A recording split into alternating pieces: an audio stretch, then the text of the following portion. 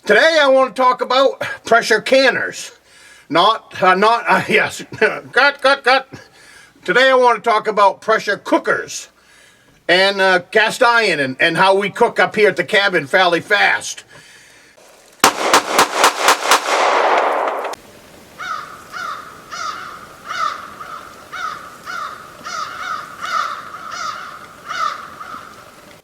Good morning, my name is Tom. I come to you from the Rustic log cabin in Northern Maine. Welcome to my cabin this morning. Get yourself a cup of coffee. I got 2 extra seats up here on the porch. So anybody gets here first can fill that seat. We can have coffee today. But let's talk about pressure canners and why are they such a good pot to have at your cabin. You see 2 of them here. This is an 8 quart, this is a 4 quart. If I've got company or if I want to cook for a couple of days, 2 or 3 days, then I'll cook in the 8 quart. If I'm by myself, small meal or small piece of meat, then I will cook with this one. They are along the same lines as a pressure canner, but it's a pressure cooker. You can cook an entire meal in this pot in about 15 minutes. Meat, potatoes, carrots, it doesn't matter what you put in there for meat, you can tenderize it. That's why I think it's a great pot for the cabin. A lot of videos on YouTube are catch and cook, and they stick it on a stick, and they roast it over a fire, and they tell you how good it is. I'm telling you that's a myth. That is a video that is made for YouTube viewers. If it's a rabbit or if it's especially a red squirrel, I can guarantee you that if you put your boot on a stick and put it on the fire, you would get the same flavor and the same texture. Rabbit meat is very tough. So is red squirrel. Gray squirrel, I find it a little more tender than a red one, but it's still tough. Same thing with a lot of those meats. A lot of your meats that you would grind up in a hamburger on a deer or a moose or a bear, you can cook in these cookers and end up with a very, very tender piece of meat. You also see 22 long rifle, bolt action.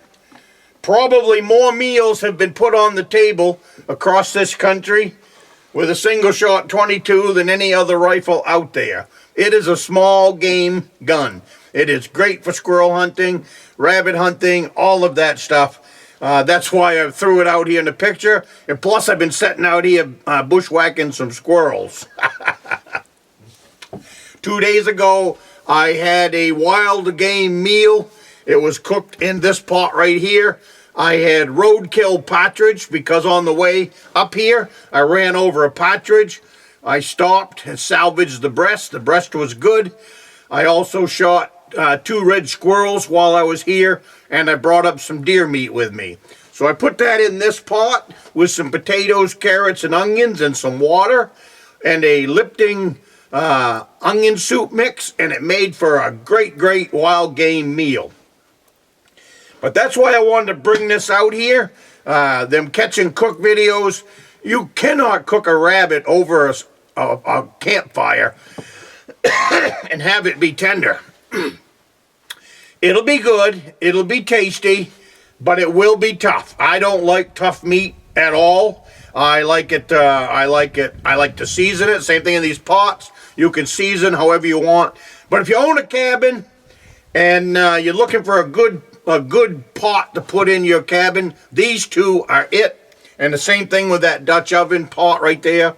I cook more meals in that Dutch oven right there than any pot that's in my cabin. If I have a bigger one, if I have company, or if I'm doing a big batch of beans or something.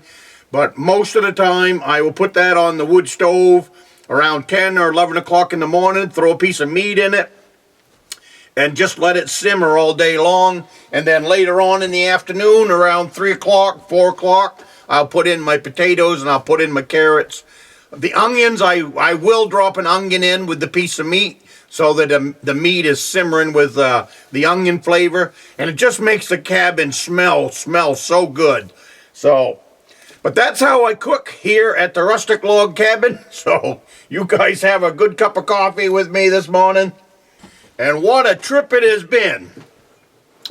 The temperatures have gone all over the place.